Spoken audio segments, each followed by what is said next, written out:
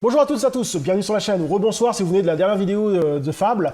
Donc comme je le disais, j'enchaîne deux vidéos pour faire The Fable, donc on va parler de The Fable, The Killer Who Doesn't Kill, donc le numéro 2.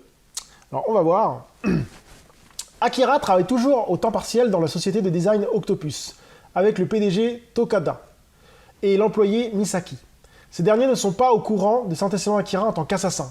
Alors qu'il tente de mener une vie normale, il doit protéger une jeune femme et affronter un homme avide de vengeance, sans tuer personne, comme d'habitude. Donc, petit pitch pas mal, on va voir ce que ça vaut. Deuxième film tiré du manga, donc je pense que ce film est intéressant. Si vous n'avez pas vu l'autre vidéo d'avant sur le premier Fable, je vous conseille d'aller la voir. En fait, je disais que j'avais découvert le manga dans un supermarché, dans un intermarché ou supermarché. Et donc j'étais tombé sur ce truc-là, et j'avais vu qu'ils avaient fait des films sur Netflix, donc ça m'a donné envie de les voir. Donc c'est parti pour The Fable 2. Few moments later. Donc je viens de finir The Fable 2. Un peu moins bon que le premier quand même, hein. On se retrouve avec un film moins action, moins jouissif au niveau des combats, sauf une scène de ouf sur un échafaudage dans un immeuble.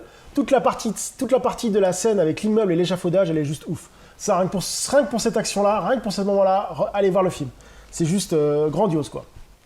Et autrement, donc le film repose ses marques. Il est très long à démarrer, donc je trouvais ça dommage. Franchement, ce film-là, pour moi, c'était plus un film de série.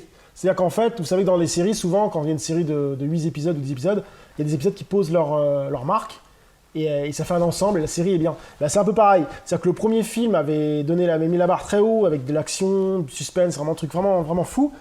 Et le deuxième, lui, il se repose sur les bases du premier, donc ça, c'était assez sympa. Mais par contre, ça met beaucoup trop de temps à démarrer. Et l'enjeu est complètement différent.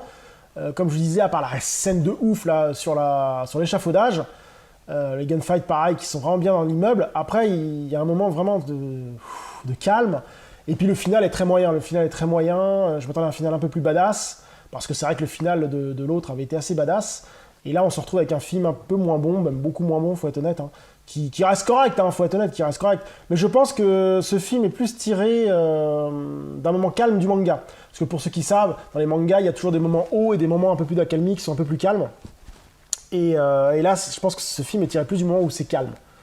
Et je pense qu'il y aura sûrement peut-être une suite, j'espère, pour avancer sur l'histoire du manga. Bon, ça reste pas un film extraordinaire. Par contre, je pense que le 1 et le 2 sont un tout à voir, et à voir en même temps. Donc je vous conseille les deux films, moi, si vous avez l'occasion de les voir. Surtout le premier, si vous voulez vraiment le voir. C'est vraiment un très bon film, le premier.